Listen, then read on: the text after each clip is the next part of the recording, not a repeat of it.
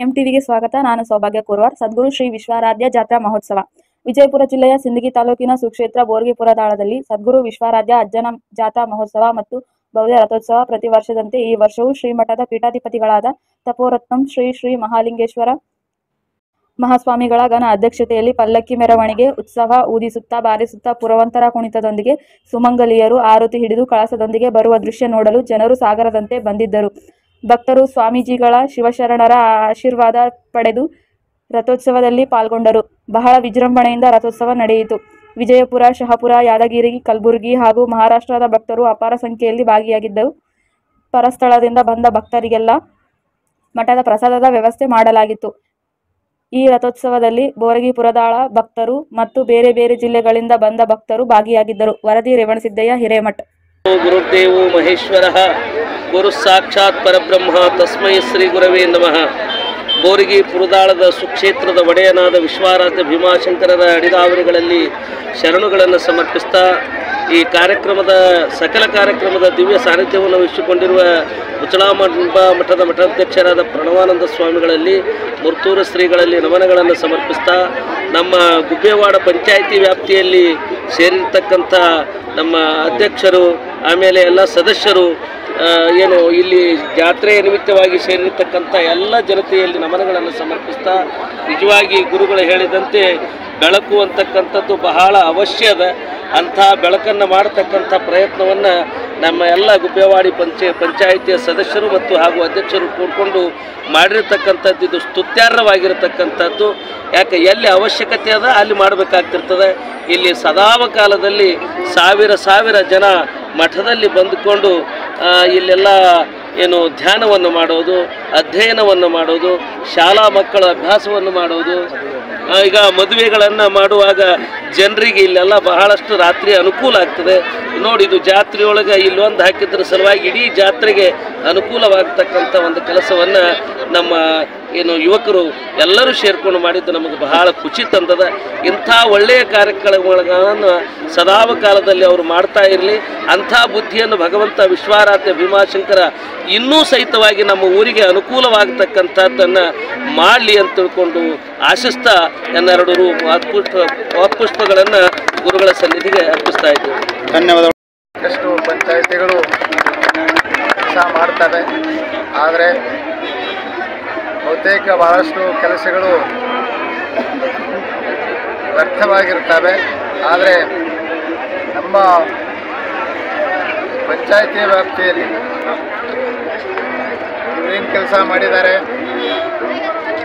ಸಾರ್ವಜನಿಕರಿಗೆ ನಿಜವಾಗಿ ಉಪಯೋಗಕ್ಕೆ ಬರುವ ರೀತಿಯಲ್ಲಿ ಸಾರ್ಥಕವಾದಂಥ ಕೆಲಸವನ್ನು ಮಾಡಿದ್ದಾರೆ. ಇಂಥ ಕೆಲಸಗಳು ಸಾರ್ವಜನಿಕರಿಗೆ ಉಪಯೋಗ ಆಗ್ತಕ್ಕಂಥ ಕಾರ್ಯಗಳು ಪಂಚಾಯಿತಿಯಿಂದ ಎಲ್ಲ ಸದಸ್ಯರಿಂದ, ಅಧ್ಯಕ್ಷರಿಂದ ಕಾರ್ಯಗಳು ನೆರವೇರಲಿ ಅಂತ ಹೇಳಿ ಹಾರೈಸ್ತಾ ಎರಡು ಮಾತನ್ನು ಮುಗಿಸ್ತಾ ಇದ್ದೇನೆ.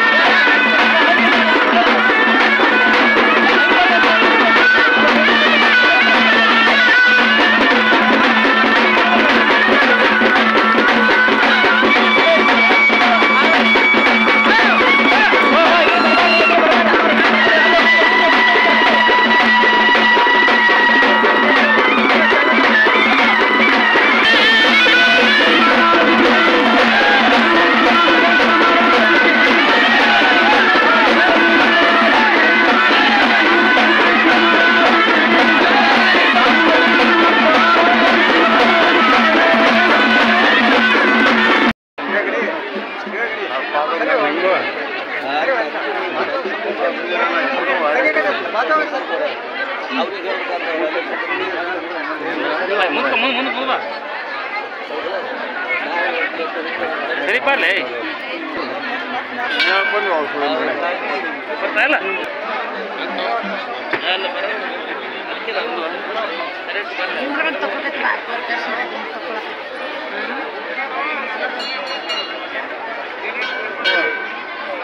ಸರಿ ಹಾಡ ಒಂದು ಚಲೋ ಪದ ಹಾಡ